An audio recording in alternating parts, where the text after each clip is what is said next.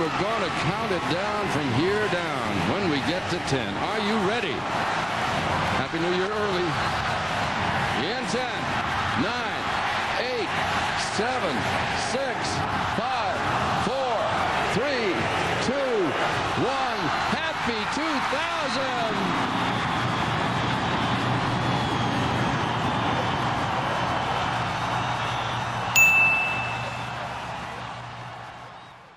2000 was a pretty eventful and crazy year from start to finish, filled with many pop culture moments that we will never forget. As we said goodbye to the 20th century, many were excited yet skeptical for what the new millennium would bring. 2000 was the start of the 2000s decade, or the Y2K era as many people like to often refer to it as, making it the true last year before things drastically changed for the worst. I feel like the year 2000 often gets forgotten and overlooked, as this year just felt like a continuation of the 1990s, with not too many notable changes. Throughout the year, we witnessed a wide variety of major pop culture moments that really set the tone for the rest of the decade, including larger-than-life blockbusters, breakout musical stars, political scandals, celebrity gossip, iconic TV series, as well as some cool new advances in technology. I turned 5 this year and started kindergarten, so I somewhat remember this year in real time, even though I was super young. As of making this video, the year 2000 was 25 years ago, making it already a quarter of a century, which is just crazy to me how fast time is flying. So I thought it would be fun to take a look back at one of the most overlooked and forgotten years of the early 2000s, and to see what life was like this year.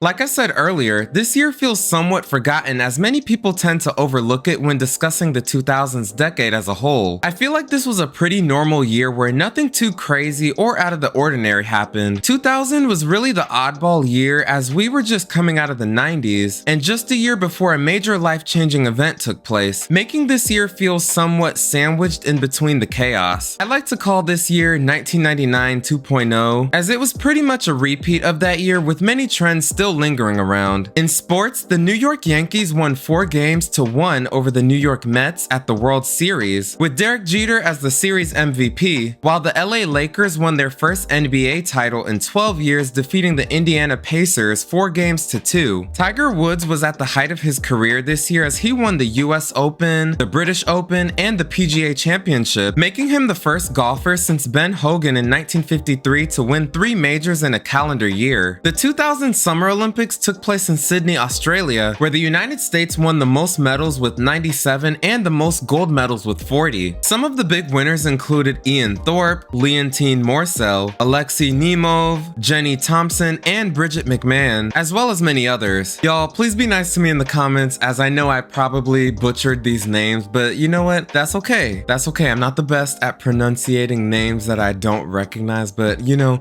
I'm trying. I'm really trying. Please just be nice with me in the comments, but either or, I just know the people in the comments are gonna come for me.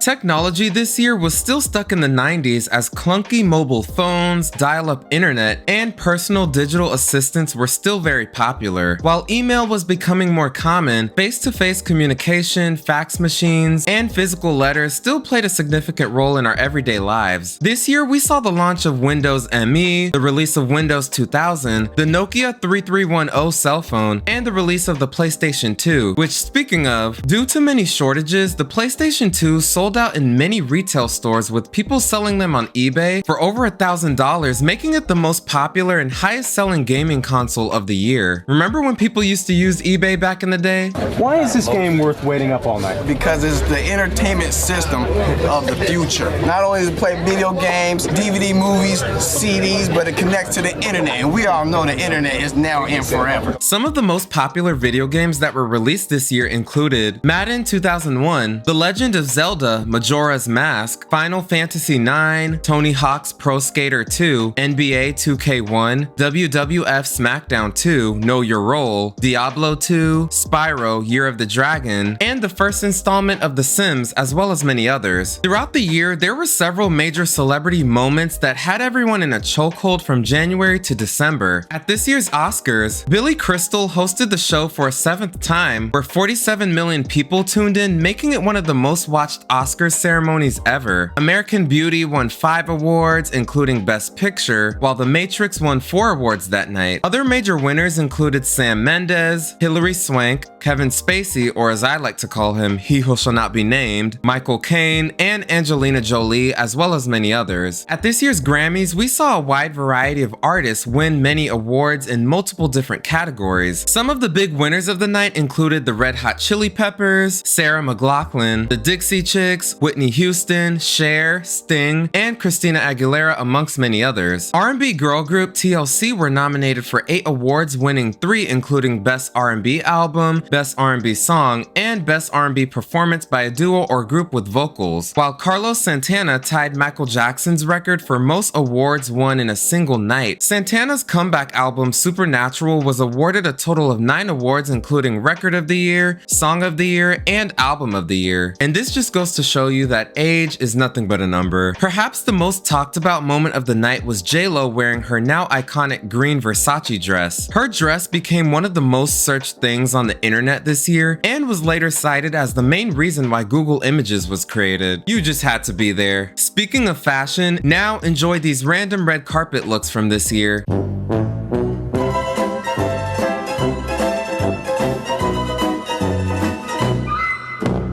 Many Gen Z stars were born this year, including Kaby Lame, Ice Spice, Yara Shahidi, Addison Rae, Joshua Bassett, Halle Bailey, Ollie Cravalho, Jace Norman, Krishan Rock, Renee Rapp, and Willow Smith, as well as many others. We also said goodbye to many legends this year, including Heidi Lamar, Alec Guinness, Big Pun, Claire Trevor, Tom Landry, Jim Varney, Yokozuna, Steve Allen, Billy Party, and Charles Schultz, as well as many others. After 15 years, Kathy Lee Gifford left the Live with Regis and Kathy show, while Angelina Jolie kissed her brother on the lips at this year's Golden Globes, which was very, como se dice, a choice. Carson Daly and Tara Reid announced their engagement. Brad Pitt and Jennifer Aniston got married, making them the hottest couple of the year. Oprah published her magazine. Metallica sued Napster for copyright infringement. U2 had a major return with their hit single Beautiful Day. Julia Roberts was named one of People's 50 most beautiful people in the world. Brad Pitt was named People's sexiest man alive, and we witnessed the presidential election between Al Gore and George W. Bush, amongst many other things. There was actually a recount in the state of Florida, where it led to the Supreme Court stepping in and deciding who won the election, which Bush would go on to later win. The biggest pop culture moment of the year was the whole Y2K scare that brought mass panic and hysteria to millions worldwide. Doug, everyone here is waiting for the same thing, the stroke of midnight.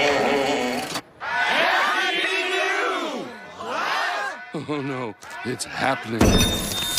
For those who don't know or are too young to remember, the Y2K panic was basically when many people believed that the computer systems would be enabled to distinguish dates correctly, with the potential to bring down worldwide infrastructures once the clock struck 12 a.m. on January 1st. Basically, an apocalypse of some sorts where people thought the world was going to end, aka elevators, airplanes, cell phone towers, internet routers, and more all shutting down at the same time, which is just so funny to me. Leading up to New Year's night, many people were stocking up on various items, including canned goods, water bottles, batteries, soap, candles, toilet paper, and many more, as they were preparing for the unknown as we were entering a new millennium. And to no one's surprise, nothing happened. Just another normal day in the office. Looking back, it's just so crazy to see how many people bought into this idea that the world was coming to an end simply because of what the media outlets were saying at the time. Despite being a pretty big deal at the time, the hysteria surrounding the Y2K scare had completely faded away over time, becoming a dated phenomenon that never happened. People out there that I've talked to that said,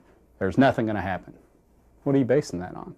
Nobody knows. No one. The year 2000 was a pretty memorable, eventful, and iconic year for the film industry. This was honestly a pretty stacked year from start to finish, with some very notable films that are still referenced today. Throughout the year, we witnessed the release of many unique film franchises in a variety of genres, including superhero flicks, action adventures, sci-fi, romantic comedies, suspense, and animation, as well as many others. One genre that really stood out this year was the action adventure genre, mostly due to the release of Gladiator. Being an epic historical drama, Gladiator easily became one of the most popular and anticipated film releases of the year. With a budget of $110 million, it brought in a total of $465 million, making it the second highest grossing film of the year. Gladiator starred many major household names including Russell Crowe, Joaquin Phoenix, Connie Nielsen, Oliver Reed, Derek Jacobi, Jimon Hanzu, and Richard Harris, amongst many others. Russell Crowe was the standout actor in this film as he portrayed Maximus Decimus Meritus, a Roman general who later becomes a gladiator after gaining vengeance against a corrupt emperor who murdered his family and sent him into slavery. Gladiator was praised by critics and fans for its impressive storytelling, acting, character development, visual effects, costume design, original score, and art direction, making it the film to see that year. It's also credited as the film that helped bring back the epic film genre to mainstream audiences. Russell Crowe was praised by fans and critics for his acting abilities, with many citing this role as his best acting performance of his entire career. Upon its release, it received favorable reviews, multiple Academy Awards, a 2024 sequel, and is considered to be one of the best and most influential films of the 21st century so far. Are you not entertained?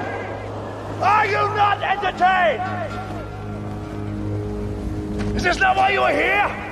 Due to his over-the-top physical comedy and timing, Jim Carrey quickly became one of the biggest breakout stars of the 90s, where he starred in several iconic roles in many films and TV shows. This man was just everywhere back then and showed no signs of slowing down as he scored his next major role starring in the Dr. Seuss classic How the Grinch Stole Christmas as the titular character the Grinch. Based on the Dr. Seuss novel of the same name, How the Grinch Stole Christmas is a live-action Christmas fantasy comedy released just in time for the holiday season later that year. The story revolves around the Grinch, a grumpy green reclusive living creature who despises all things Christmas and the joyful residents of Whoville, where he later plans to sabotage their holiday celebrations just out of utter annoyance. The film received mixed reviews from critics upon release, with praise for Carrey's performance and the film's visual effects, while its dark humor and tone were criticized, which I can definitely see. It became the highest grossing film of 2000 domestically and the 6th highest grossing film of the year worldwide. Due to its massive popularity, it later became the 2nd highest grossing holiday film of all time, behind Home Alone, until it was later surpassed by the 2018 animated version of it. To this day, How the Grinch Stole Christmas is easily one of the most iconic holiday films of all time, as they usually play it on TV around the holiday season each year. During the 1990s, the Wayans Bros dominated the entertainment industry, starring in some of the funniest films and TV shows, solidifying their status as the next up-and-coming comedians of the time. In July of this year, Scary Movie was released and became one of the most popular films of 2000. Scary Movie is an American parody film directed by Keenen Ivory Wayans, as well as being written by Marlon and Sean Wayans, who both also star in the film, as well as many other big names. The story follows a group of teenagers who accidentally hit a man with their car, dump his body in a lake, and swear to secrecy of this never happening. A whole year later, someone wearing a Ghostface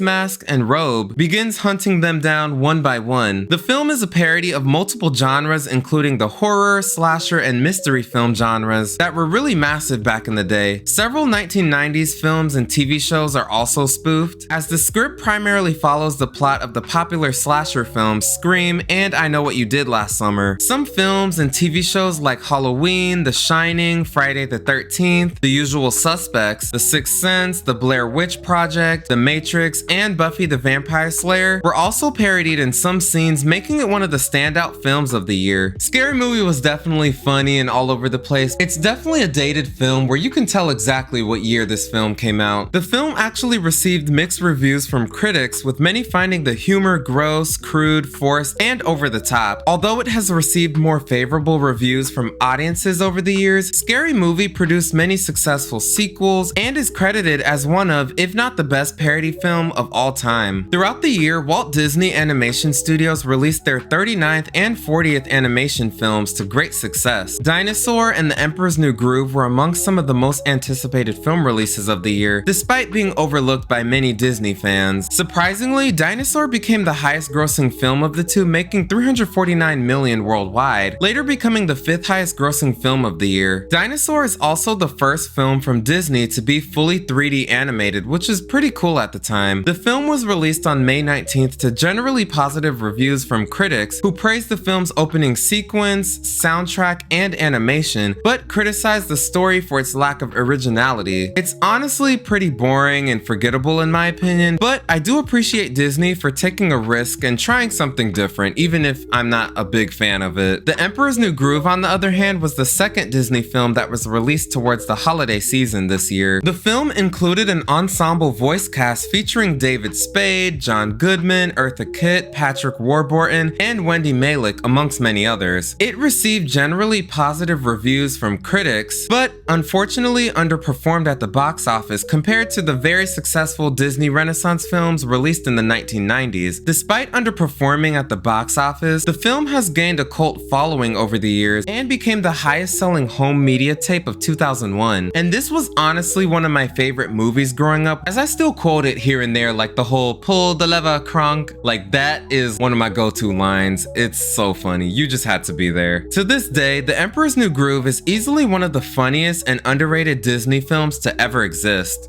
Excellent.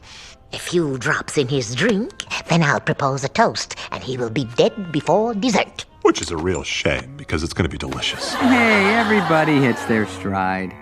You just hit yours 50 years ago. Whoa, no touchy. No touchy. No, don't. Have it back.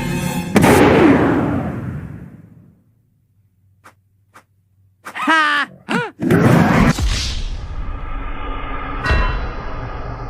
I think it's pretty safe to say that the biggest film release of 2000 was none other than the first installment of the X-Men franchise. Based on the Marvel comics of the same name, X-Men is an epic, action-packed superhero film that depicts a world where an unknown proportion of people are mutants, possessing superhuman powers that make them distrusted by normal humans. The story is actually loosely based on the events that took place during the Civil Rights Movement back in the 1960s, with Magneto and Charles Xavier somewhat representing leaders Martin Luther King Jr. and Malcolm X. The film features an ensemble cast consisting of Patrick Stewart as Professor Charles Xavier, Ian McKellen as Magneto, Halle Berry as Storm, Famke Janssen as Jean Grey, James Marsden as Cyclops, Rebecca Ramjan Stamos as Mystique, Ray Park as Toad, Anna Paquin as Rogue, Bruce Davison as Senator Robert Kelly, and Hugh Jackman as the Wolverine. Upon its initial release, X-Men received praise for its storytelling, character development, special effects, action sequences, and costuming, making it the most popular film release of the year. Thanks to the success of X-Men, the comic book and superhero genre really became mainstream as we would continue to witness more successful sequels, spin-offs, as well as more films from DC and Marvel that would go on to dominate the market just a few years later. Other major films that were released this year included Chicken Run, Bring It On, Final Destination, Requiem for a Dream, Mission Impossible 2, Coyote Ugly, Almost Famous, The Patriot, Memento, Billy Elliot, What Lies Beneath, Castaway, Remember the Titans, Meet the Parents, Charlie's Angels, Rugrats in Paris, Crouching Tiger, Hidden Dragon, The Perfect Storm, Unbreakable, Road Trip, Love and Basketball, Me, Myself and Irene, Snatch, Big Mama's House, What Women Want, The Road to El Dorado, American Psycho, and Miss Congeniality, as well as many others. 2000 in television was a pretty interesting and eventful year from start to finish. Cable television was at its peak around this time, making watching TV just so fun and nostalgic. You just had to be there. There was just so much variety for everyone to enjoy, with some of the most popular shows that would go on to define the 2000s decade as a whole. This year, we saw a wide variety of genres on the small screen, including sitcoms, cartoons, action adventures, game shows, and reality shows, as well as many others, which, speaking of, Big Brother and Survivor were were among some of the hottest new reality TV series that premiered this year. Both of these shows became pop culture phenomenons overnight, as well as gaining massive fandoms over the years. These shows are viewed by many as some of the best reality TV series ever created, with both of them still being on TV as of making this video, making them the longest running reality TV shows ever. Big Brother debuted this summer to rave reviews from fans and critics. The format of the series is viewed as a social experiment that requires house guests to interact with others who may have differing ideals, beliefs, and prejudices. Pretty simple, straightforward, and to the point. Basically putting a bunch of people that don't know each other in a house, having them deal with each other, which, you know, that sounds like a lot of fun. Survivor places a group of people in an isolated location where they must provide food, fire, and shelter for themselves. The contestants compete in challenges including testing their physical abilities like running, swimming, or their mental abilities like puzzles and endurance, challenges for rewards and immunity from elimination, all for a grand prize of $1 million.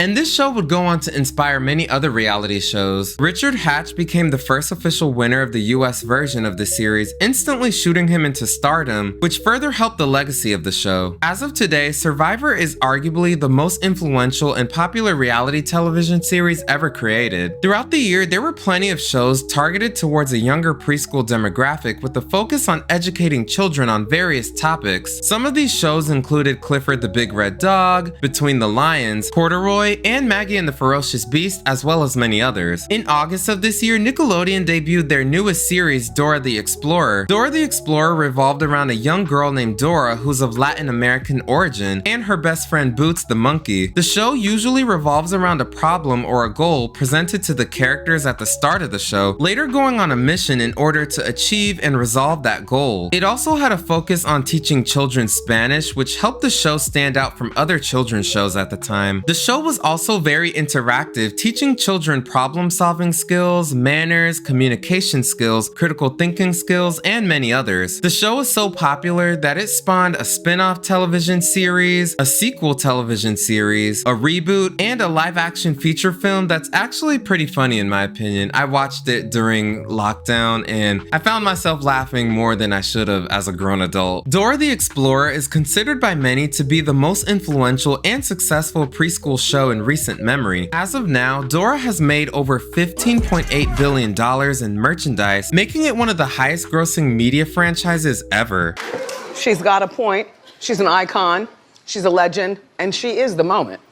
Now come on now. The most talked about show released this year was none other than Malcom in the Middle. Premiering in January of this year, Malcom in the Middle was a single camera comedy series that follows a dysfunctional middle-class family starring Frankie Muniz as the lead role of Malcolm, who's also a child prodigy. This show was just peak Y2K and screams early 2000s from the editing style to the fashion choices, theme song, and overall aesthetic, making it an enjoyable yet nostalgic viewing experience. Jane Kaczmarek and Bryan Cranston played Malcolm's parents, Lois and Hal, with both honestly being the best characters in the series, especially Lois, who was one of the standout characters. That woman was just crazy. As of the first season, their delinquent oldest child, Francis, has been sent away to military school, while his brothers Reese and Dewey remain at the home with Malcolm and their parents. With Francis away, Malcolm becomes the middle child of the family for most of the show's run, hence the title. Typical plots revolve around the family's dysfunctional relationships and inability to fit into society, with Malcolm regularly breaking the fourth wall, speaking to the camera to make comments about his crazy family, as well as other situations that happened in real time. And this was really similar to shows like Sabrina the Teenage Witch and Saved by the Bell, where they would break character and like talk to the camera. Like, you know, the whole "you're probably wondering how I got here," you know, that is just such a 90s trope that I miss in TV and film. But anyways, the series had a distinctive look and sound that relied heavily on elaborate post-production, including fast-cut editing, sound effects, musical inserts, the extensive use of locations, and the unusual camera styles, compositions, and effects, making it stand out from anything that was on TV at the time. This was also the era where we were starting to see less and less shows that featured your typical sitcom audience that was really popular in decades past. Malcom in the Middle ended in 2006 with a total of 7 seasons and 151 episodes episodes, making it one of the most popular television series of the 2000s decade and 21st century so far. Other popular TV shows that premiered this year included Even Stevens, CSI Crime Scene Investigations, Jackie Chan Adventures, Gilmore Girls, Curb Your Enthusiasm, Teacher's Pet, Inuyasha, Andromeda, Jack Arce, As Told by Ginger, The Weekenders, The District, Aqua Teen Hunger Force, Harvey Birdman Attorney at Law, Static Shock, Girlfriends, and MTV Cribs, amongst many others. As they say, this is where the magic happens. 2000 was a pretty interesting and stacked year for mainstream music from start to finish, with some of the biggest singles, album releases, and artists that would go on to dominate the rest of the decade. We were just coming out of the 90s with many musical trends still lingering around, such as boy bands, girl groups, R&B crooners, hip-hop stars, rock icons, teen pop idols, divas, and the Latin explosion all seeing massive success this year. You just had to be there, as 2000 was a pretty solid yet exciting year for pop music. This was also around the time when the music industry was going through some odd changes, as websites like Napster and LimeWire were really affecting physical sales, as we were just entering the digital era. And in my opinion, 2000 was one of my favorite years of the 2000s decade, as I just feel like this year just perfectly encapsulates the Y2K aesthetic as a whole. Throughout the 90s, we saw the rise of many popular boy bands, including Boyz II Men, Jodeci, Next, Hanson, 98 Degrees, Westlife, Drew Hill, and the Backstreet Boys, amongst many others. The biggest boy band of this year was none other than NSYNC. With their catchy songs, colorful music videos, natural charm, charisma, and fun dance moves, Joey, Lance, JC, Chris, and Justin became the biggest boy group of the year 2000. On March 21st, the group released their highly anticipated third studio album, No Strings Attached, to favorable reviews. The album actually peaked at the #1 spot on top of the US Billboard 200 charts, with first week sales of 2.4 million copies, setting the record for 1 week sales in the country, a record that remained for 15 years until Adele surpassed the record with her iconic album 25 in 2015. No Strings Attached was a massive commercial success, where it quickly became the highest selling album of the year and would later go on to be the biggest album in terms of chart performance for the 2000s decade as a whole, according to Billboard. NSYNC would later go on a worldwide tour to support the album, where it would go on to become the second highest grossing tour of the year. And this was just peak teen pop TRL at its best, as NSYNC was just everywhere, from performing at award shows to being on every radio station to red carpet events and more. This album produced multiple chart toppers that became their signature hits, including songs like Bye Bye Bye, It's Gonna Be Me, and This I Promise You, amongst many other big hits that solidified their place as one of the biggest boy bands ever. Following the overnight commercial success of her debut album, Baby One More Time, released back in 1999, Britney Spears quickly released her follow-up sophomore album, Oops, I Did It Again, in the spring of 2000. Britney was just everywhere during this time, making her the ultimate it girl of pop music. Oops, I Did It Again was a massive commercial success worldwide, debuting at #1 in over 20 countries, making it one of the hottest albums of the year. In the United States, the album debuted at #1 on the Billboard 200, with first week sales of 1.3 million copies, holding the record for the fastest selling album by a female artist and the largest first week sales for a female album for 15 years, until being surpassed once again by Adele's 25 in 2015. With worldwide sales of over 20 million copies, it's one of the best selling albums of all time, giving Britney her second diamond certified album, making her the youngest artist to have multiple diamond albums. This album is primarily a pop record that incorporates many other genres, including dance, teen pop, and R&B. To promote the album, she later went on a worldwide tour that became the highest grossing tour of the year, as well as performing on several television shows and award ceremonies, including a controversial yet iconic performance at the 2000 MTV Video Music Awards, as well as many others. Some of the major singles from this album included Stronger, Lucky, Don't Let Me Be the Last to Know, and the title track, Oops, I Did It Again, which are all just pop classics. You just had to be there as Britney Spears was the moment. On July 14th, 1999, Destiny's Child dropped their sophomore album, The Writings on the Wall, which became the group's last project to feature the original lineup. And by the year 2000, the group would undergo many lineup changes, getting rid of 2 original members, LaToya Luckett and Latavia Robertson, later being replaced by 2 new members, Farrah Franklin and Michelle Williams, as they were in the middle of an album cycle. This led to a media frenzy, lawsuits from the original members, and internal drama, which even led to a member quitting. That's the last flight out of here? Yes, sir. You might have to go straight to the airport. Okay. I don't have no luggage. I'm rolling. But it's better for you to go home than not have luggage. No, it's not. It's not? Because where y'all coming out there? Well, somebody can send your luggage. But then I'm gonna have to wait for 4 days before I get all my stuff.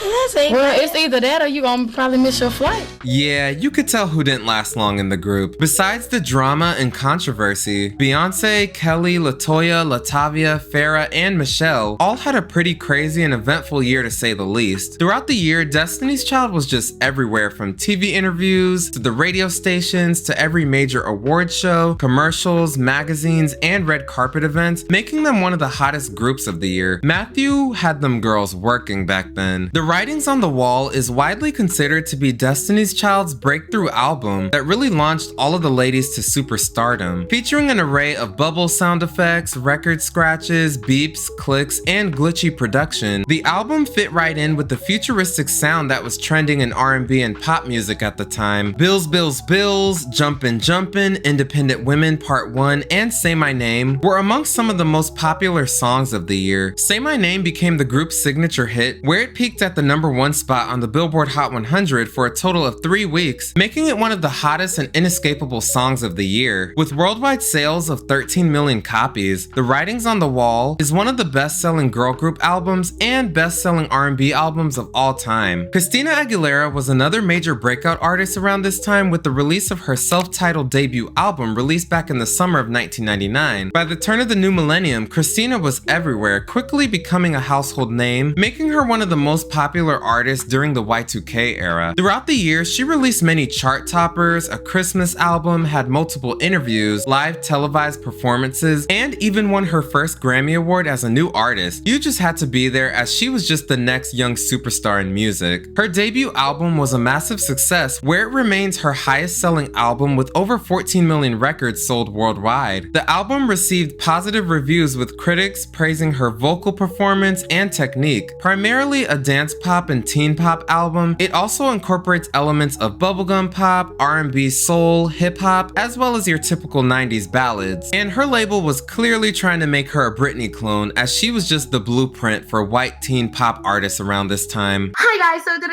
yes, I did that. And you would do it too for a check. I was an employee.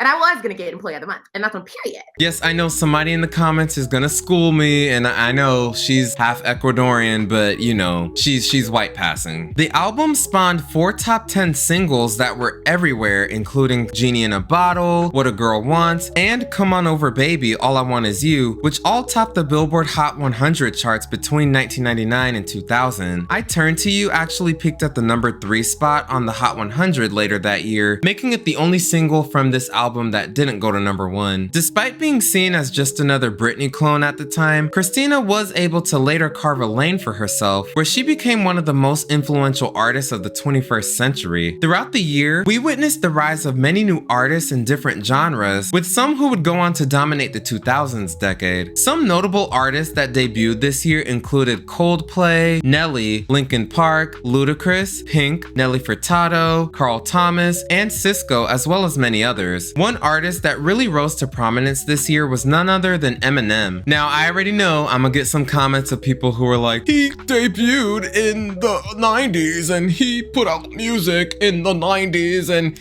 2000, that's not when he broke out. Y'all, I know this. I know. Let me handle this. You better chill.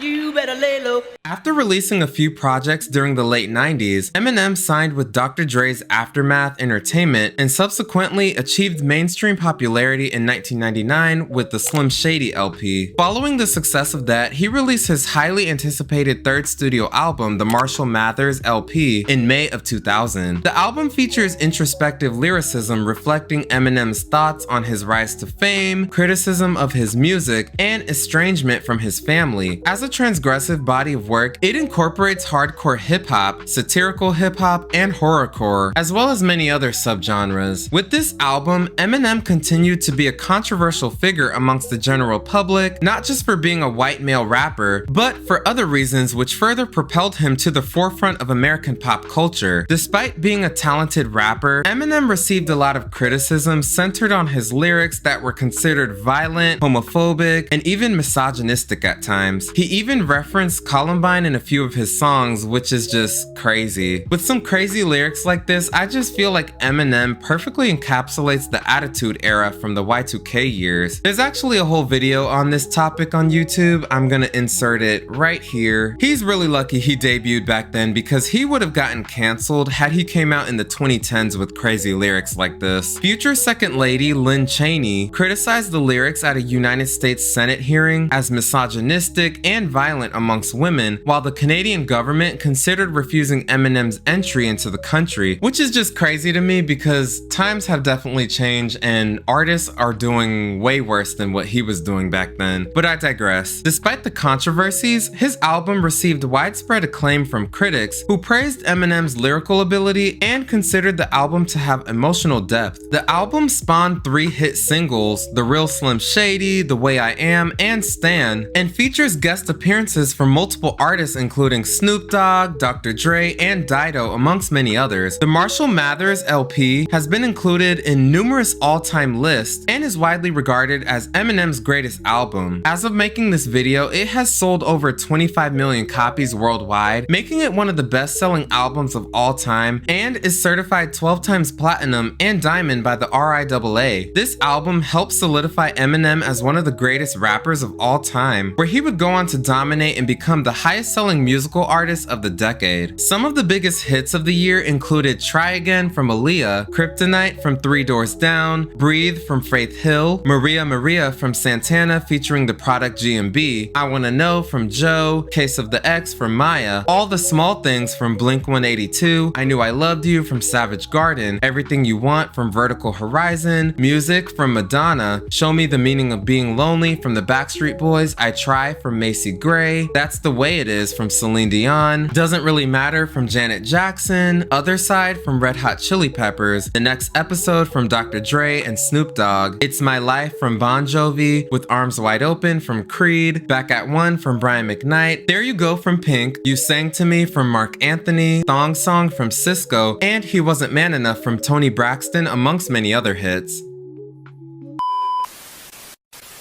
Like I mentioned earlier, the year 2000 was a pretty eventful year from start to finish, with some of the biggest pop culture moments we have ever witnessed. Other major events that took place this year included the opening and closing of the Millennium Dome in London, the release of Pepsi Twist, the final publication of the Peanuts comic strip, Cartoon Network launching Boomerang, the launch of LimeWire, Razor scooters, flash drives hitting the market, Dawson's Creek making history with the first gay kiss, Millennium Force opening to the public as the tallest and fastest roller coaster in the world, then to be surpassed by Steel Dragon later that year, amongst many other things. So that was the year 2000, a pretty crazy year from start to finish. I really feel like 2000 was forgotten and overlooked. It's just one of those years that when people think of the 2000s decade, they think of like, 2001 for obvious reasons. If you ask people what's the most memorable year of the 2000s, they're most likely gonna say 2001 because of, 9/11 or like 2004 or like 2007 or 2009, because those years had a lot more to offer and they're just more memorable as a whole, which I get, but 2000 still had some fun things that happened. So what did you think of the year 2000? Do you remember this year? Were you born this year? Did you graduate high school in 2000? Did you get married this year?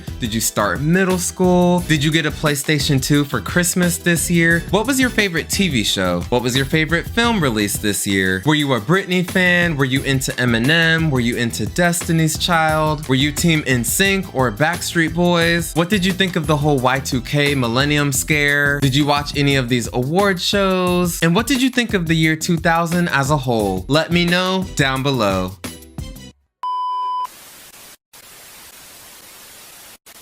Thank y'all so much for watching this video. I really appreciate each and every one of you all. Feel free to like, share, comment, and subscribe for more fun videos just like this. See ya!